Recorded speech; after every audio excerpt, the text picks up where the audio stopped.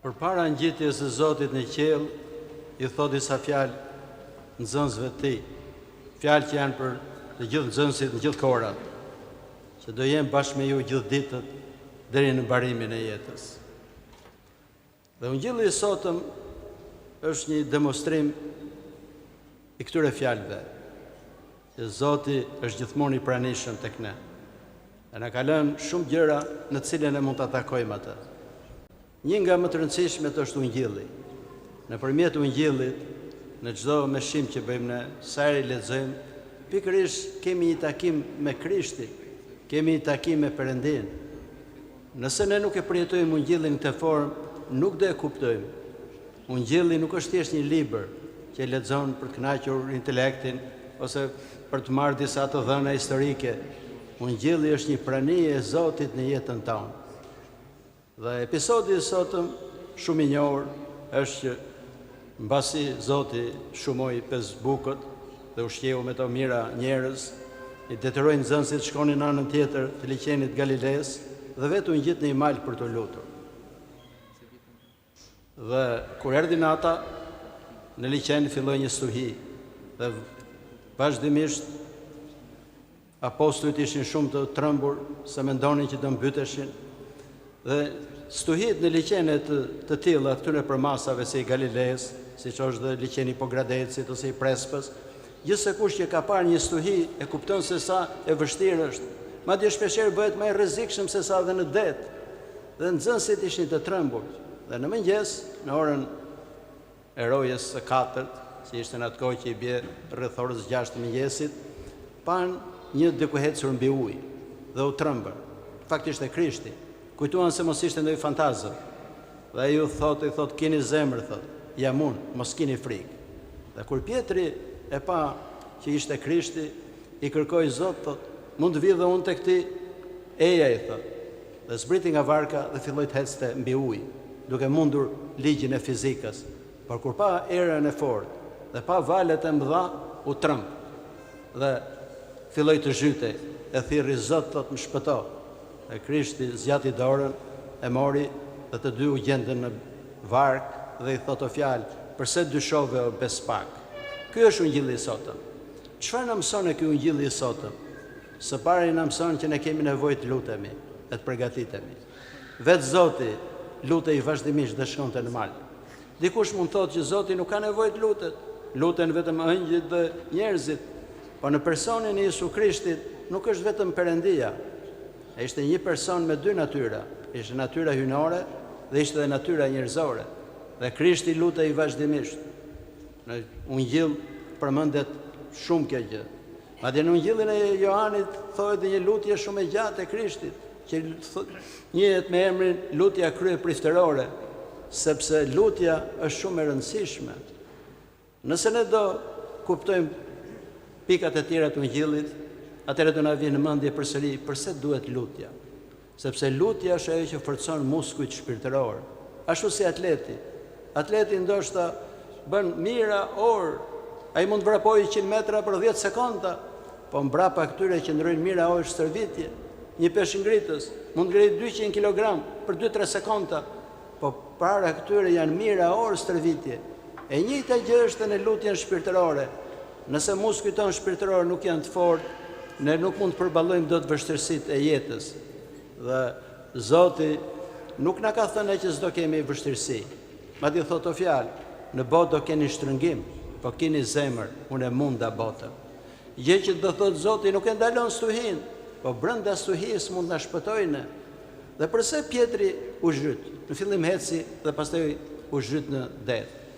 Sepse në fillim ai ishte fokusuar te Krishti, duke parë Krishtin.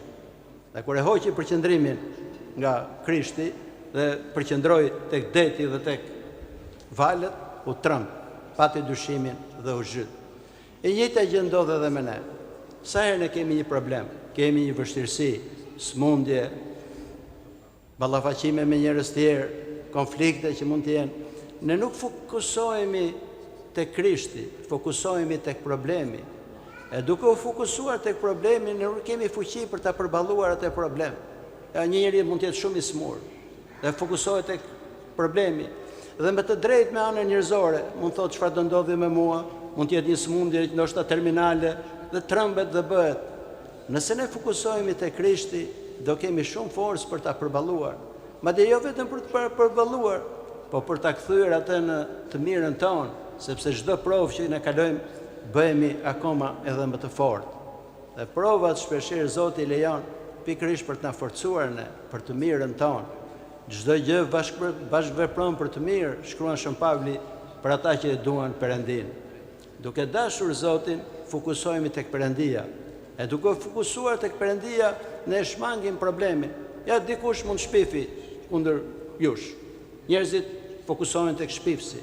Dikush mendon që t'ja kthej përsëri mbrapsht, dikush tjetër dëshpërohet. Nëse do fokusohemi tek Zoti, do ecim mbi këto gjëra. Ecja mbi ujë, këtë kuptim ka, që të kalosh mbi këto probleme të ndryshme që ne hasim në jetë. Dhe kjo mund të realizohet vetëm nëse fokusohemi tek Perëndia. Nëse nuk fokusohemi tek Perëndia, padyshim që do mbytemi. Prandaj edhe në një lutje që i drejtojmë të Shenjtës ne themi këtë fjalë: mos na lejo që të mbytemi në detin e hidhërimit. Çdo njeri pa përjashtim në këtë botë do përplaset në stuhi. S'ka njeri që mos kalojë. Të vjetrit e qunin shpeshherë botën lugin lotësh. Çdo njeri që do kalojë këtë lugin, padyshim që do ketë edhe lot. Fatkeqësi personale, fatkeqësi familjare, fatkeqësi kombëtare ose fatkeqësi të ndryshme, gjithmonë do godasin njeriu. Problemi është si ne mund ta zgjidhim këtë gjë. E Zoti me këtë episod të ungjillit të sotëm pikërisht këtë gjë na jep ne. Nëse fokusohemi tek ai, mund të përballojmë çdo gjë. Nëse fokusohemi vetëm tek problemet, tek vështirësitë, nuk mund t'i durojmë dot e nuk mund t'i përballojmë. Ato do na mundin ne. Ashtu si Shën Pietri, i cili heci mbi ujë, sepse pati besimin, kur Zoti i tha eja, dhe kjo prapë është një pikë shumë e rëndësishme për gjithë secilin nga ne. Se ç'përfaqëson deti me stuhi? Është kjo botë. Në kuptimin simbolik, etrit e kishës gjithmonë kështu e kanë përshkruar, që oqeani dhe deti është kjo botë, ku ka ditë ndoshta që mund të jenë të qeta, e ka ditë që janë me shumë stuhi. Dhe kisha është pikërisht varka. Duke qenë në anije, je më i sigurt, sepse s'mund të jetosh duke notuar gjithkohës. Dhe stuhit janë pikërisht ditët e vështirësive tona. Dhe Pietri doli nga varka mbasi Zoti i tha eja. E gjithse kush nga ne nuk mund të dalit dot nga varka për tekat e tij, se mund të mbytet. Nëse Zoti na thret në për diçka, ne duhet i përgjigjemi. E kush janë thirrjet? Sepse shpeshherë njerëzit kanë një përshtypje të gabuar ose mendim të gabuar për thirrjet. Thirrjet nuk do thotë se do vi Zoti e do dërgoj një engjëll ke secilin nga ne për të bërë detyrën. Nëse ne shikojmë njerëz që janë nevojë, është një thirrje. Nëse ju mendoni që kisha ka nevojë për diçka, është një thirrje. E nëse i përgjigjemi thirrjes së Zotit.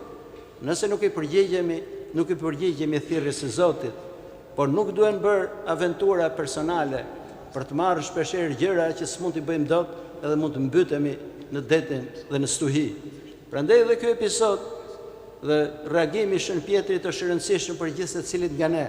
Ai dëshiroi që të shkonte tek Zoti, po mbasi i tha Zoti eja, shkoj. Dhe më e rëndësishmja është pikërisht lutja.